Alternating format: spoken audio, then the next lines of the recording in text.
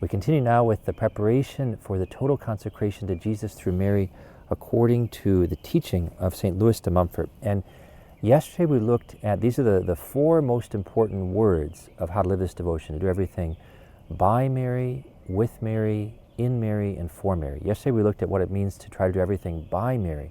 Today we're going to look at living everything with Mary. We must do all our actions with Mary. That is to say, we must in all our actions regard Mary as an accomplished model of every virtue and perfection which the Holy Ghost has formed in a pure creature, for us to imitate according to our little measure. We must therefore in every action consider how Mary has done it, or how she would have done it, had she been in our place. For that end we must examine and meditate the great virtues which she practiced during her life, and particularly, first of all, her lively faith, by which she believed without hesitation the angel's word, and believed it faithfully and constantly up to the foot of the cross. Secondly, her profound humility, which made her hide herself, hold her peace, submit to everything, and put herself the last of all. And thirdly, her altogether divine purity, which never has had and never can have its equal under heaven, and so on with all her other virtues. Let us remember, I repeat it for the second time, that Mary is the great and exclusive mold of God, proper to make living images of God, at small cost and in a little time, and that a soul which has found that mold and has lost itself in it is presently changed into Jesus Christ, whom that mold represents to the life. Sorry, I think there was a typo there, but so who formed in Jesus Christ, who the mold forms in the life according to Jesus Christ. So I'm going to stop right there today and just focus on everything with Mary. It means in everything we do, we talked about yesterday again, trying to say over and over again, I renounce myself. I want instead to do everything by you, by your guidance. I renounce my sinful self. I need your help, the graces that come from your hands. And we can do that 1,000 times a day. So also with Mary. So right now as I'm teaching you, I want to teach you with Mary, thinking of how did she teach as a good mother. Even though I'm far from that, I would say, my lady, I want to look to you. I want to think about you and how you taught, how you guided your children, how you want to guide your children now that is your spiritual children, how you guide your children into the fullness of the life in Jesus Christ. And St. Louis de Montfort highlights three different virtues. He talks about her lively faith.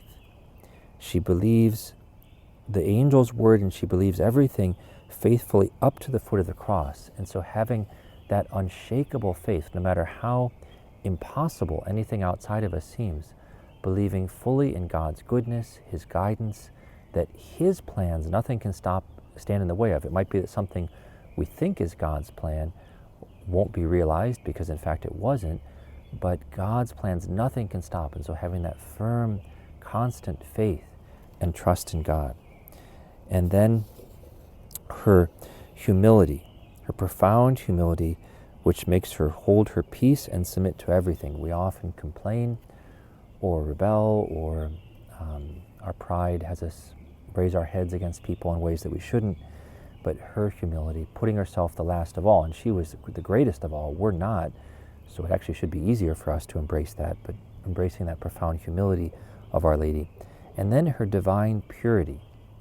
And I believe, as I mentioned earlier, but if I didn't, that purity, even with all the junk that can pop up into our minds, purity is choosing over and over again, the choosing to be pure. That is choosing to say, I want to love you, I want to live for you in the love for Jesus Christ and the love for you, as opposed to the fallen, disordered loves that might be presented before my eyes. And even if we choose that 1,000 times a day in the midst of junk, then those are very powerful acts of purity. If we're living of purity in our own heart, but also we're calling down graces upon so many people throughout the world and looking to Our Lady. That should be our first reaction in a moment of temptation or a moment of any sort of difficulty in that area, is to look to Our Lady in her purity, to talk to her, to praise her for her purity, to ask her to help us to imitate her. And last but not least, St. Louis de Montfort says, I repeat it for the second time, that Mary is the great and exclusive mold of God, proper to make living images of God at small cost and in a little time.